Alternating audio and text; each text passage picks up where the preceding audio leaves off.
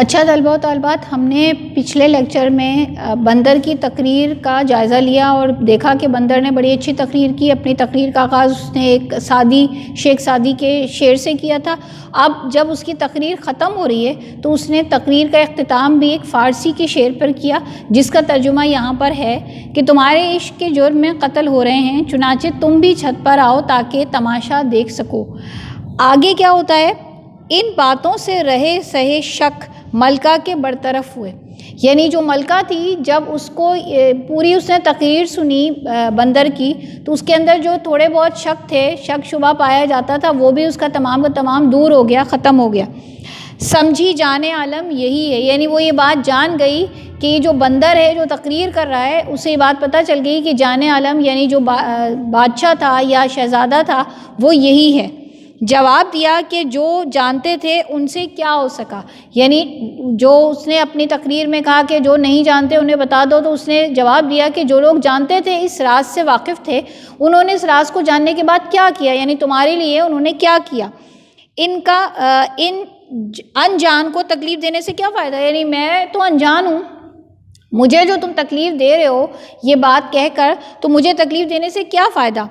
اور طوطے کی گردن مڑوڑ پنجرہ باہر نکالا، یعنی اس کے پاس ایک پنجرہ تھا ملکہ کے پاس، اور اس پنجرے کے اندر ایک طوطا تھا، تو اس نے کیا کیا، فوری طور پر اس نے ایک ترکیب یعنی سوچی۔ اگر ایسا نہیں ہوتا تو کیا ہوتا، جو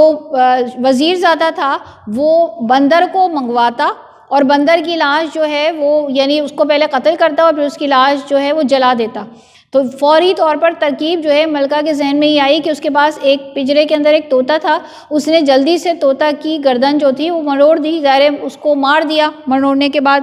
بندر کی نگاہ پنجرے پر پڑی، فوری طور پر وہ جو پنجرہ تھا مروڑنے کے بعد اس مرے ہوئے جو طوطا تھا اسے باہر نکال دیا۔ تو جیسی ہی بندر کی نگاہ جو تھی وہ اس پنجرے پر پڑی، جان گیا، سمجھا کہ ملکہ پہچان گئی، یعنی اس بات یہ اشارہ تھا اس بات کا کہ ملکہ جو ہے اسے جان گئی کہ یہ بندر نہیں ہے بلکہ یہ جان عالم بادشاہ ہے۔ یہی فرصت کا وقت تھا، یعنی یہی وہ وقت تھا، یہی اتنا وقت تھا کہ جب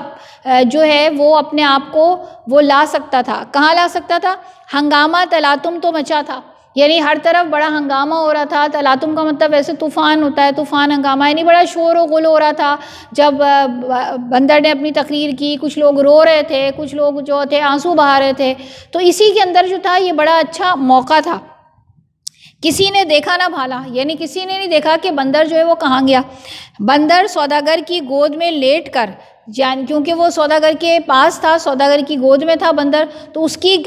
کی گود میں لیٹ کر طوطے کی قالب میں پرواز کر گیا۔ اب قالب آپ کے لیے نیا لفظ ہے، قالب ہم سانچے کو بھی کہتے ہیں، روپ کو بھی کہتے ہیں، جسم کو بھی کہتے ہیں، یعنی اس نے اپنے آپ کو، بندر نے ایک طرح سے اپنے آپ کو مار دیا اور جو اپنی روح تھی وہ طوطے کے اندر ڈال دی، کیونکہ طوطا مر چکا۔ طوطے کی روح جو ہے، طوطے کو تو اس نے پہلے ہی یعنی ہاتھ سے دبا کے مار دیا، تو اس مرے ہوئے طوطے کے اندر اس نے اپنی روح جو تھی وہ ڈال دی۔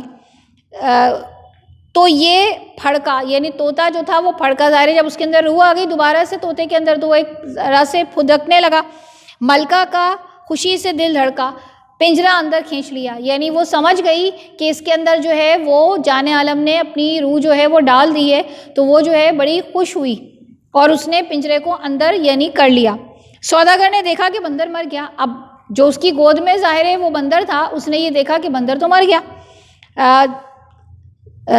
چاہا کہ ہلاک ہو جائے، یعنی وہ تو یہ چاہتا تھا کہ یہ بندر جو ہے خود ہی مر جائے، وہ اس کی کوشش یہ تھی بدنامی کا قصہ پاک ہو جائے، اور وہ یہی چاہتا تھا کہ یہ خود بخود ہی مر جائے تاکہ جو میرے اوپر بدنامی لگے گی، جو میں بدنام ہوں گا، جو مجھے لوگ برا کہیں گے، تو یہ مجھ سے ختم ہو جائے۔ قصہ پاک کا مطلب ہوتا ہے ختم ہو جانا۔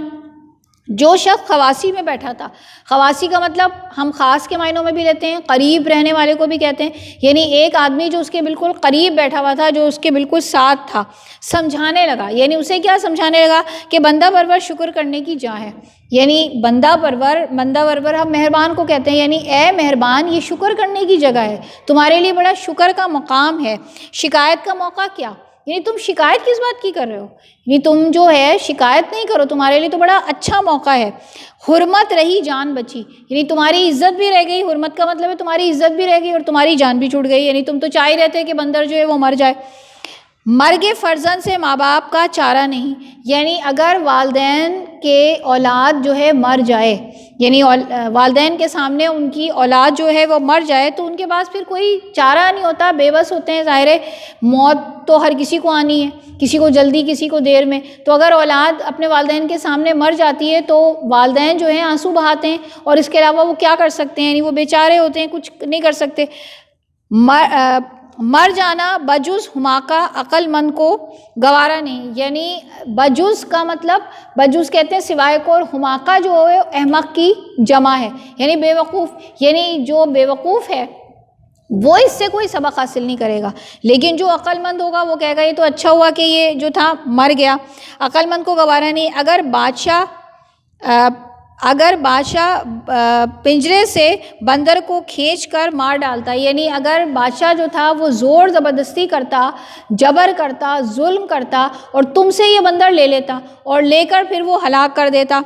جان کھونے کی جگہ تھی، تو ظاہر ہے تم اس کا کچھ نہیں بگاڑ سکتے تھے، یعنی ایسا ہی کرتا وہ۔ صبر کیجئے جو خدا کی مرضی، یعنی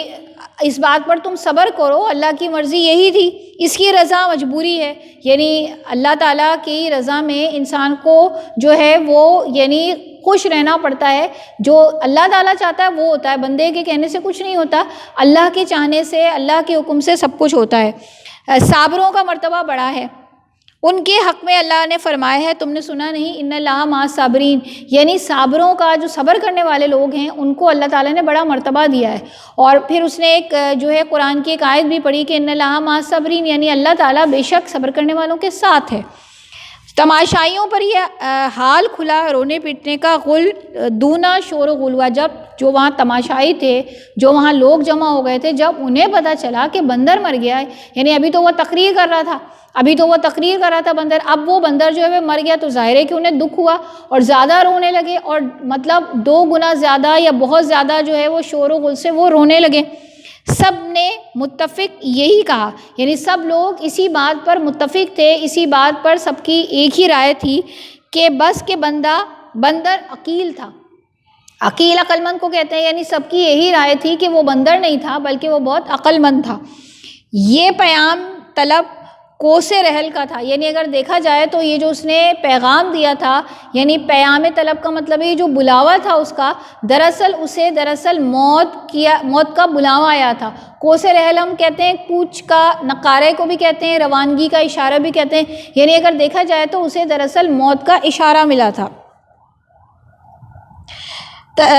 سوداگر کی گود خالی کر کے جان گنوائی، یعنی اس نے سوداگر کی گود ہی میں وہ مر گیا اور اس نے اپنی جان گنوا دی۔ اپنا قتل جو ثابت ہوا خوف سے مر گیا، یعنی جب اس کو کر دیا جاتا تو شاید وہ اسی خوف سے مر گیا کہ مجھے جو ہے مار دیا جائے گا، تو اسی خوف سے اسے موت آ گئی۔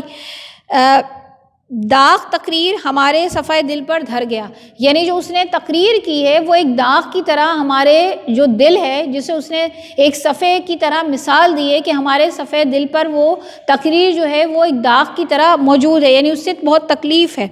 یہ خبر اس کافر اکفر کو پہنچی، اب یہی خبر یعنی بندر کے مرنے کی خبر جو تھی جب اس کافر کو پہنچی، کافر سے مراد وہی وزیر زادہ، اسے جب پہنچی اس پر بھی چین نہ آیا، تو اس کو اس بات پہ چین نہیں آیا، اس نے کہا اچھا اگر بندر مر گیا تو میں کیسے یقین کر لوں۔ اس نے کیا لاش منگوا، اس نے پہلے لاش کو منگوائی، پھر جلا کے دل ٹھنڈا کیا، یعنی لاش بندر کی منگوائی اور اسے جلا دیا، خاک تک برباد کر دی۔ جب تسکین ہوئی، یعنی جو اس کی خاک تھی جلنے کے بعد، تب اسے جا کے تسکین ہوئی کہ ہاں بھائی بندر مر بھی گیا، میں نے اسے جلا بھی دیا، اگر وہ مرنے سے رہ بھی گیا تھا تو میں نے اسے جلا بھی دیا اور میں نے اس کی خاک بھی جو ہے برباد کر دی۔ اب جو ہے اس کا قصہ پاک ہوا، یعنی وہ اپنے طور پر یہ بات سوچ رہا ہے وزیر زادہ، لیکن ہم یہ بات یہاں جان چکے ہیں کہ جو شہزادہ ہے، جان عالم ہے، اس کی روح دراصل طوطے کے اندر بند ہے، طوطے کے اندر چلی گئی ہے، منتقل ہو گئی ہے۔ اب وہ کیسے اپنے اصلی قالب میں آئے گا، کیسے اپنے جسم میں آئے گا، اب انشاءاللہ تعالی ہم اگلے اپنے لیکچر میں اس کو جو ہے وہ پڑھیں گے۔